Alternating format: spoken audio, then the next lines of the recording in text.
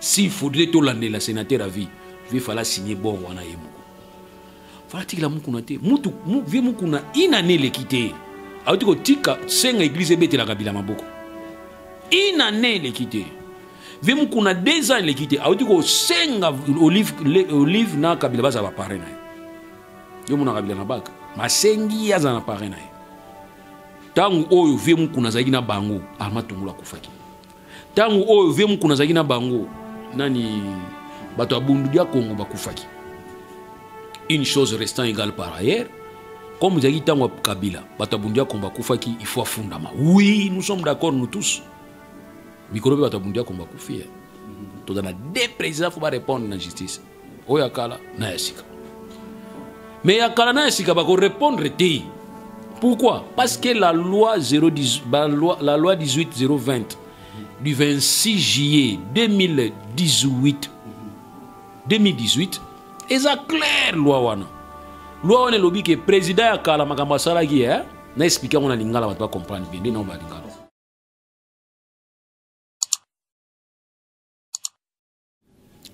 Salut à toutes et à tous, salut à vous très chers internautes, fidèles téléspectateurs, bienvenue dans votre émission, l'émission que vous aimez tant, l'émission Canalise, une émission qui se passe dans nos 3 différentes chaînes, Canal des Sages Télévision, Bongania Média Info, Africa Média Info, voulais-je dire, et Planète de Vérité Télévision. C'est avec plaisir que nous sommes là pour vous présenter cette émission. Moi, c'est Yoshi Bangoula, comme vous le savez toujours, notre mission est à la Kana en bilingue, question de Kosunga Bandeko, Kokako, comprendre bien.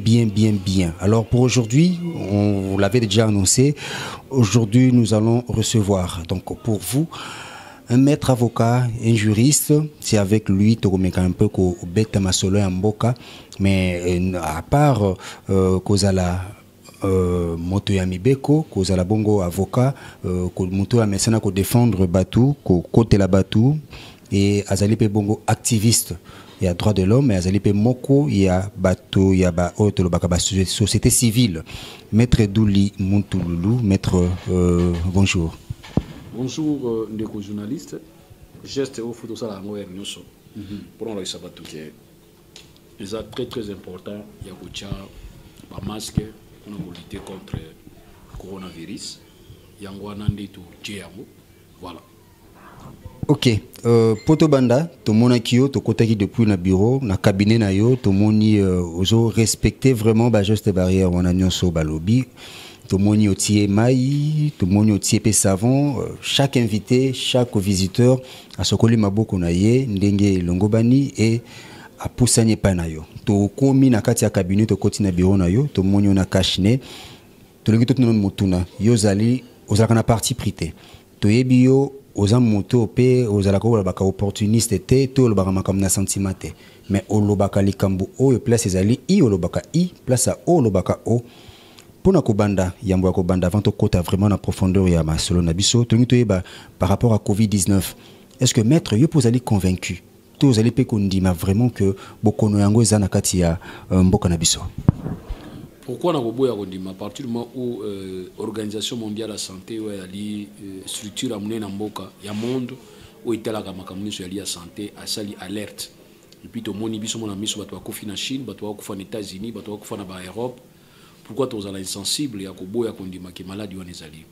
Nous ne sommes pas comme cela où Zalaï Koboya même Sida tant côté na années 80, 81, 82 tant côté qui Boya Kamakasi qui Sida Izalaka, mingi abatona mingi bakufa na Sida et puis mingi abatona bakuma osambela, bakuma pasteur Makasi, barata Sida et mingi bakuma osala préservatif. Si vous faites tout na le poids no Boya qui na 82.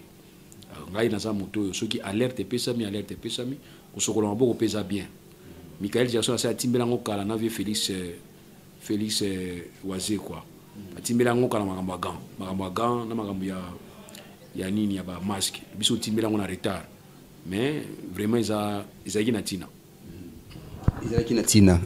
Tutuna mutuna sinon il fallait que bandana yango maître Lolo santé il y a activité aux aliments quoi la société civile aux hommes attend aux la analyse nous allons ça la évolution en mboka malgré tous en période deux années difficiles non seulement na Congo mais dans le monde entier tous hommes yango Covid-19 pandémie oyo continue toujours à ravager na nengo zo mona la évolution en mboka tant que moto za na katikati ozo mona mboka za ko avancer ndenge nini malgré problème moto za na ngabokona.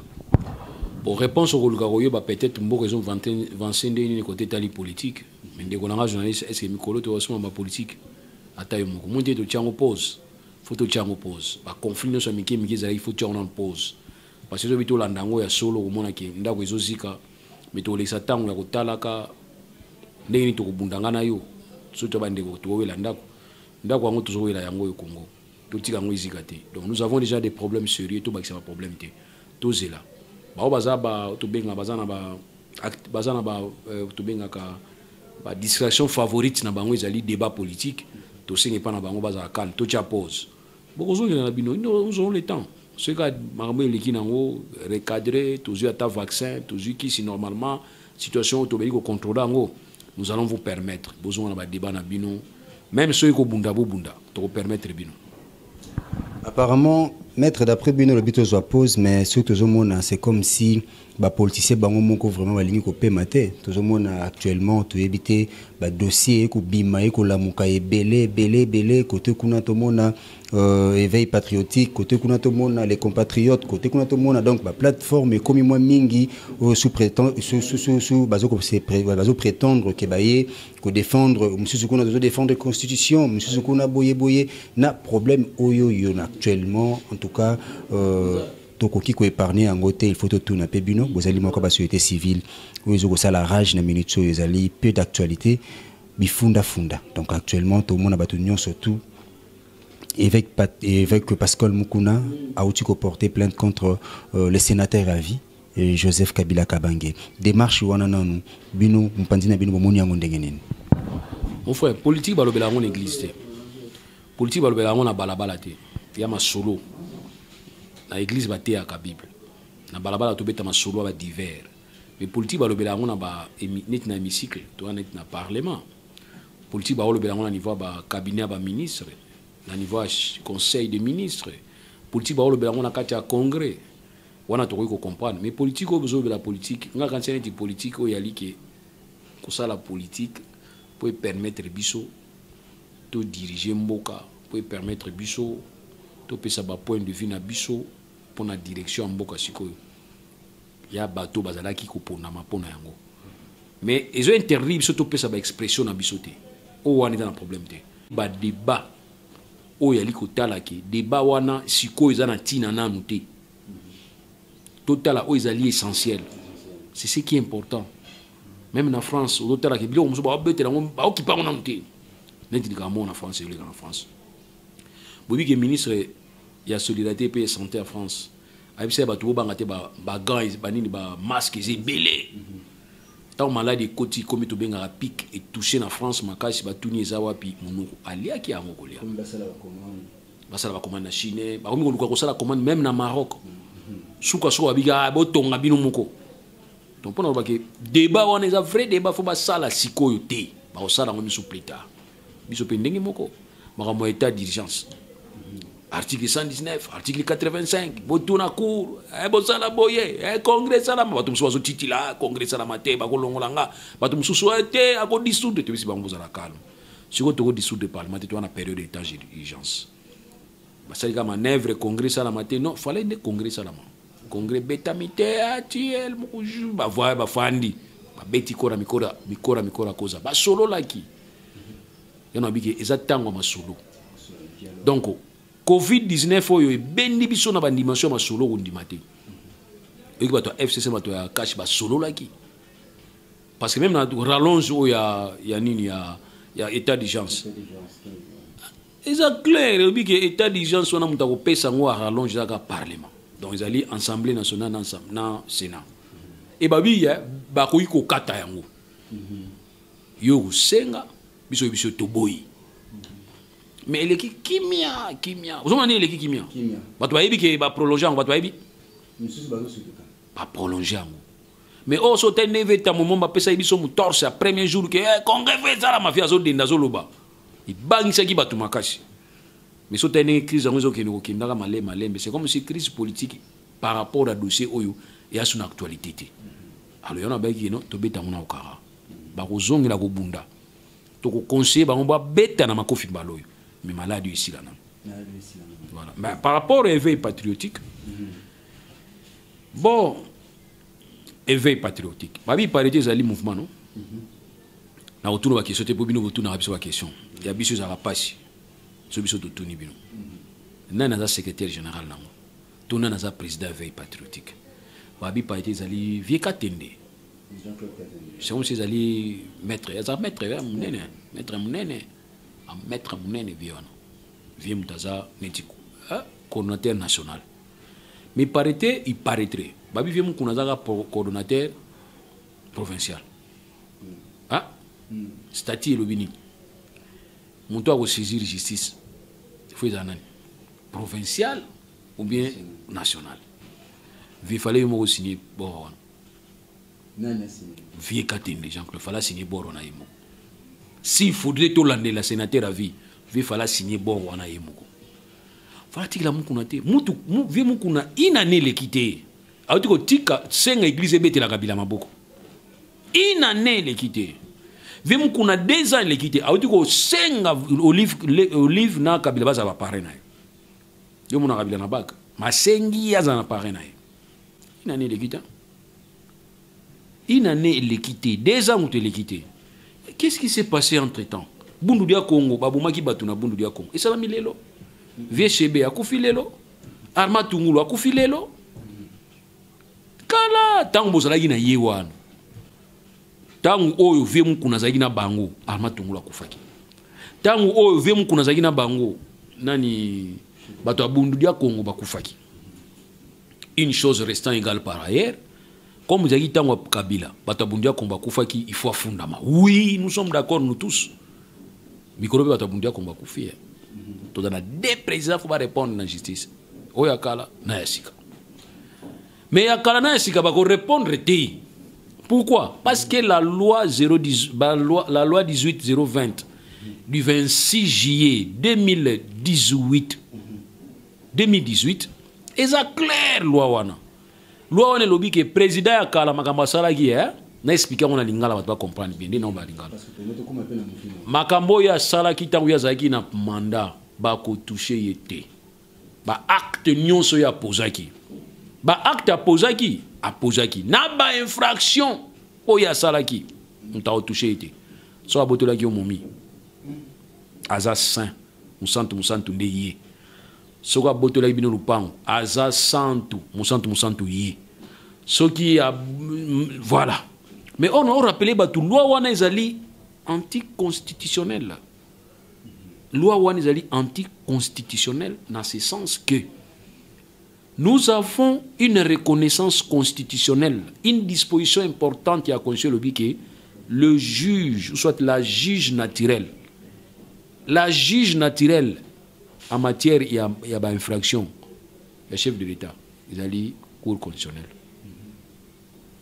c'est quoi so alors que juge naturel à ça c'est qu'il y a des infractions et devant un juge naturel il y a un parquet naturel qui va rechercher les infractions lesquelles infractions doivent être ramenées devant le juge naturel la juge naturelle pour être statuer pour condamner mais comment faire encore une loi où ils allaient kolobaki oh wana aza mutu aposaka acte pénal bakolandela ete omonte que ça déjà bitumbeza déjà entre constitution na loi wana article 62 lobi il faut que moto nyonso ayeba ko saisir cour constitutionnelle pour balakisa acte wana soki ezali inconstitutionnel et là on est mukuna nde fallait en fait et là on est éveil patriotique fallait ça lande yango wana bo kwesi na loi wana et quoi vous déclarez en anticonstitutionnel babi que soki ba déclarer en anticonstitutionnel babi ezo koya mbala moko c'est simple alors wana ngo permettre à ce que bo fongola siko verrou parce qu'ils a verrouillé mais les lois nazo kamone tous verrouillé ngo to ndenge ba verrouillé ki yango parce que balingaki kotongela mwana mboka Kabila bilamba ya costume ya taille na ye balingi kotongela bilamba. Sarkozy balande makambo ya elekaki na France te, mais elekaki na Libye 2 milliards moko azwaki, soki azwaki 2 milliards moko boye bapesaki epai ya Kadhafi akende ko répondre pona yango.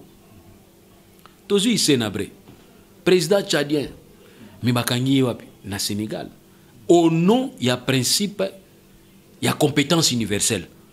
Donc vieux mukuna fallait que na niveau Sénégal, fallait que na Belgique, parce que Belgique na Sénégal à moins que n'ait pas pays musuté, les deux pays au bazali na compétence universelle au bazali na droit. Et na niveau ya Nations Unies ba structure yali o elandela kamakambo ya lutte contre torture ezali. Et au-delà de ça, idée ya kosala cour pénale internationale et outi na makanisi nini et outi na constat que na niveau surtout Afrique bato ote bakanga ba africain pona nini parce que biso to na velléité ya kokima justice na ba konzi na biso bazali ko organiser responsabilité pénale na ba irresponsabilité pénale na bango yango na Nations Unies ezwaki makanisa osala cour pénale internationale na kati ya statut ya Rome eza clair. Bazan a besoin de qualité ya muto bazolandela te. Ozala président, ozala sénateur, en vie ou bien décédé, ou bien ce qui ndenge nini. Bakolandela yo. Wana cour pénale internationale. Bureau ya cour pénale internationale. Na Kinshasa représentant zali. Bozo a dénonciation bo notika monde bisika wana. Boy ko tika mo pa ya cour constitutionnelle. Cour constitutionnelle pas zali. Cour constitutionnelle zali. Organe de la loi. Tant que tu as non. Loi Moïse va empêcher d'agir agir. À cause déclaré incompétent. Parce que nous avons la loi que nous avons citée tout à l'heure, ils allaient justement bloquer poursuite judiciaire contre un ancien président de la République. Ce qui est il faut que le Congrès s'engage et puis ça accord. Topé ces exemples à Congo central. Réquisitoire et salami pour lever immunité à sa autorisation à poursuite à tout Matouban et qui ba député provinciaux babouakiango. Est-ce qu'il y a tout balanda qui est-ce que procureur a tchaka dossier pénalité babengango classement sans suite pour opportunité inopportunité pas classé et ça opportunité législateur mutachakiango et on trouve que biloko belé des photos tala nanu wana vous comprenez mais ba vie batalité ba yo déposer si vous wanizani za plainte ou bien dénonciation si vous allez plainte il faut que muto se plaindre à prouver que préjudice à subir na acte opposé babengango causalité c'est-à-dire fait na cause les liens à causalité entre le fait et la cause lien wana bakutuna OK oyo kofunda nani ona ofunda sénateur à vie asala ki yo nini oh non abotolinga lupango OK fezali oh non abotolinga mwasi batali mwasi on peut balai OK ça oh non abuma chebea abuma François ama batabundia Congo na ba été via za mutabundia Congo na ba été via za mutabundia Congo non ça dit nazo seka pour nous faire comprendre que nous avons un problème où faut résoudre d'abord sikoyo to bandana ko changer loi comme ça justice na biso awa et banda ko landa ba acte nyonso yo za la poser pendant mandat ya chef de l'état surtout sous ba otobenga ngo ba acte ya makila. On ne peut pas tolérer que Moutaza, président de la République, Aboumabatou, Bouebsaï, qui est irresponsable pénalement. On ne peut pas tolérer. Tu peux comprendre dans le 21e siècle. On ne peut pas comprendre ça. Voilà des marches à Bousso Tourosal. Batubago Salango, tout citoyen, Yonanga, même éveil patriotique, cause association, il peut Salango, et saisir Pécour, examiner Ango, et Koki Péco Salango. Ceux qui ont salamité, de saisir, de se plaindre au niveau du Sénégal, compétence universelle des Akuna, ici na Brazakuna, ou bien to se prendre na Belgique. Voilà. Surtout monique kune simbité, tomatis sur la niveau CPI, kuna CPI a le bique, ba crime wana nyonso wana procureur pa ko fongola dossier, a cinq autorisation na conseil de sécurité, ou bien carrément conseil de sécurité pe ko fongola dossier parce que période où to zala nyango na couverture ti lelo monisco ezali. Monisco pe kendaki kuna ko répertorier ba crime nyonso wana. Monisco za na détail nyonso na numéroté. Donc c'est que vous avez facile, Moutouaye Kaka, à Ningisi. Comme ça, Monisco a tenu rapport dans le conseil de sécurité. Le conseil de sécurité a autorisé le procureur à faire le dossier. Point carré. Alors, si vous avez une question, c'est que Simba te Simba. Et Simba te. Et Simba te. Pourquoi Simba te? Parce que ce qui est Simba, c'est que tu as des grandes personnalités qui vont répondre à la justice. Ce qui est Simba. Président Kala. Na président Sika. Parce que quand on doit la président Kala, il y a tout ça dans le pays. Bah, tu as confié dans son rôle. Hein, oui, non? D'ailleurs, tu as tout, bah, tu as confié sur la parole, viana, bah, il y a biloko sous, et puis, bah, on s'en va. Biloko, preuve, aveu. C'est-à-dire, police est un demi que tu as biloko naï. Police est un demi pour une fois. Pour un aveu, wana. Bah, on ici, biloko, na moni sa qui a fouté, na moni ba sosote. Pour ma soso, ma ba tapé, zalaï kuna, et kindaki. Donc, pour nous, c'est tout simplement que une chose restant égale par ailleurs. Qui est bah, au soy, le courrier aux zongela. Et conseil européen, c'est pas à vieux, Mukuna. Vieux Mukuna. Soza vraiment acharné pas à Kabilate. Nga mona pesa ba disposition. Ndé to sala poto kanga, muto sala imabe. So imabe ça. Mais soza a vraiment problème mususu. Na mona mai na yo, oboza kini ba pire, paré na yo. Il est important otala nengo ko résoudre ngo. Fallait que tu y abimate. Fallait na bois que la gars fait pas ya benda na ye. On comprend ngo za kitoko. Mais via bimisi face. Mais ba rappeler vieux. Ma machine à voter. Na ma boko ya betsa ki église. Tukubete la ye maboko, bobeta maboko, bobeta. Mwana nyon kwami, batu babete maboko. Kalate. 2 ans niko kita. Vous comprenez? Ah, pas problème na bino interne, biso tout ko tango ndenge nini. Tout ko tanga na bino teza problème moko personnel et tali bino. Ya on a biki tout possible te orientaka. Pour permettre à ce qui va retourner les actifs. Parce que siko mwana mboka kabila oseka. Faut aller dans champagne na tala ba to ba disri. Mais also mutu bo betele mutu ko maneti ah na le qui vive. Dans les qui vivent, parce que dans les qui vivent, je suis après. Donc, tu comprends ce que tu comprends, madame, démarche OIV patriotique et sali déjà, il y a des démarches normalement, il faut déjà des côtés maître. Si vous te souciez, madame, il y a un abino. Les journalistes, la ligne est au long de la montée Macambo. Tout le monde a dit. Question des faux yodanga to tout, est-ce que c'est solo? Batwa Koufaki na Congo central. Est-ce que c'est solo chez Béa Koufaki? Est-ce que c'est solo Arma Matungula Koufaki? Est-ce que c'est solo? Est-ce que c'est solo? Est-ce que c'est solo? C'est aussi ma réponse. Quel que soit mon tour, se plaindre. Azala Ndoki, Azala Baba, Azala Ntsogindingini, Azala Voyou, Azala Shege. Tozo Anan Makamboana, Oya Tika. Tout le monde a un solo. Après, total, c'est quoi procédé ni tout ça là? Fin de non-procédé Pézalaka. Par contre, décréter fin de non-procédé. Cela ne veut pas dire que le jugement est silly. Soit bien fin de nos procédés parce que il faut ça la n'est préalable na forme bossalité tribunal la bois kiango mais ko bois que lingi olbate que dossier na bino muto azana raison non o ko soyango o bandeli tout en corrigeant ba erreur au tribunal a constaté qui puis c'est tout ici nango ba corriger ndé ba corriger hein statut à Rome final compétence universelle bien affilée mais oyo to que no funda boko so ko va faire na biso na parquet boko so so mabe pour rien. On va faire beaucoup finga bango ba puisque ça ndingo na Congo. So que funda mutu ba biso ke oyo za la raté obi o ba kosi ba lien bongo yo za ndingo na. Alors ngala ngina prévenir déjà batuke dossier o ba ko rejeter yango. Mais bon ça la formule mususu peut permettre mais en tout cas to funda batu nyonso. Singama tembele.